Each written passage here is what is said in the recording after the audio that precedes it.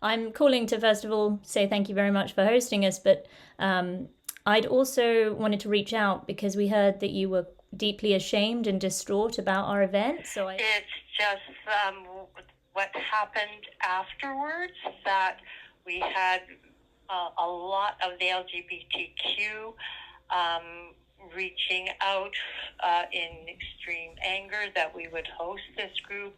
I also had repercussions from the Navy base, as well as from our head BC Yukon Command and Ottawa. I've had to issue an apology that if we've hurt anybody's feelings as a result, that I am completely distraught and ashamed that people would think that of our Legion. I don't know if it's been changed or altered, because somebody quoted that it was a hate crime, which is not what I had said. Mm-hmm. It might sound hyperbolic to say tyranny, because there's no literal boot on our neck. We're all politely consenting to this march towards a Canada where it's a crime to disagree with someone on the internet or to challenge government policy. Yes, and I hear someone actually came to the Legion while we were there, and they didn't experience any issue, did they? A member... that's Kelly. Kelly is not trans. Kelly comes every Saturday night downstairs, and I don't believe Kelly really knew what was going on at that time. But they weren't made to feel uncomfortable by us there or anything like that? No, because I let the security know, because security was about to stop Kelly. And I said, no, Kelly is welcome downstairs. Okay. Great. Well, obviously, I mean, I'm sure you know we were really talking about single-sex spaces and women's sports. All of the presidents from across the country were sitting at the table, and when I said, this is crazy, you guys know it's not right, their reaction is what caused me to turn into an activist. Because instead of saying, Linda, yeah, you know, we all know that, but somehow we just have to pretend because of the government, blah, blah, blah. Instead of saying that, they looked down at their hands and they wouldn't look me in the eye.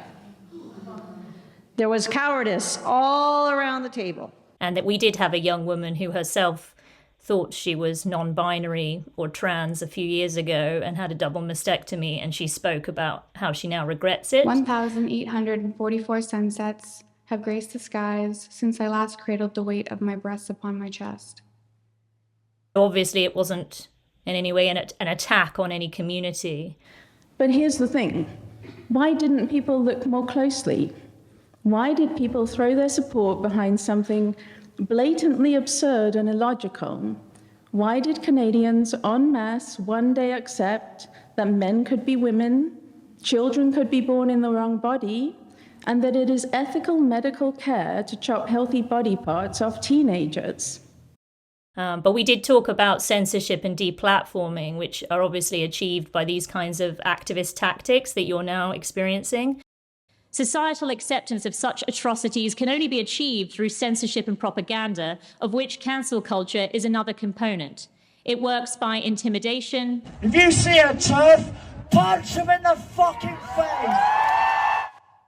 It works by harassment. Show your stupid fucking mouth, you stupid fucking turd! Show your stupid fucking mouth, you stupid fucking turd!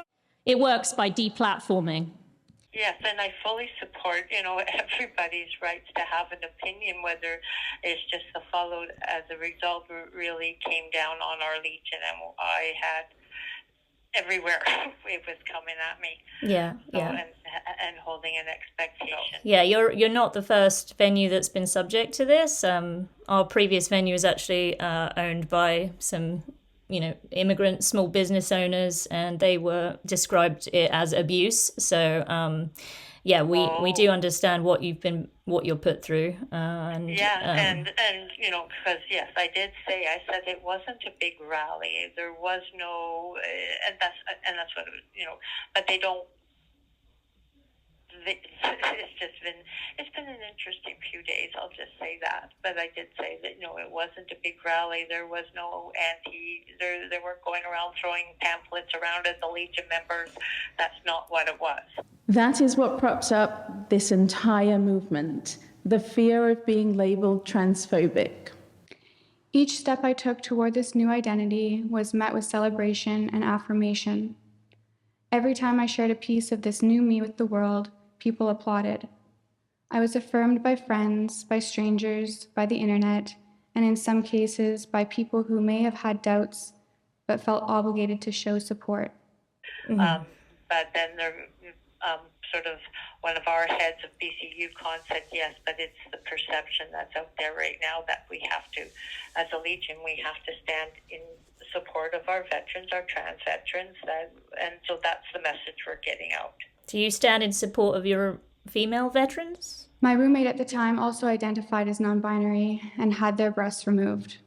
There was definitely influence there, both subtle and direct. Well, all veterans, including the trans female veterans as well, we support them. Yes, of course. I mean, we had, as I mentioned, we obviously had someone who themselves thought they were trans, and they came, and we have had trans people attend our events, and we've never said they can't. In fact, we did put out an invitation publicly to invite anyone that thought it was hate speech to come along and voice their concerns and listen to what we had to say, and they obviously didn't show up. There's dissent. We welcome everyone. I think it's great when people come and disagree and we can have those conversations.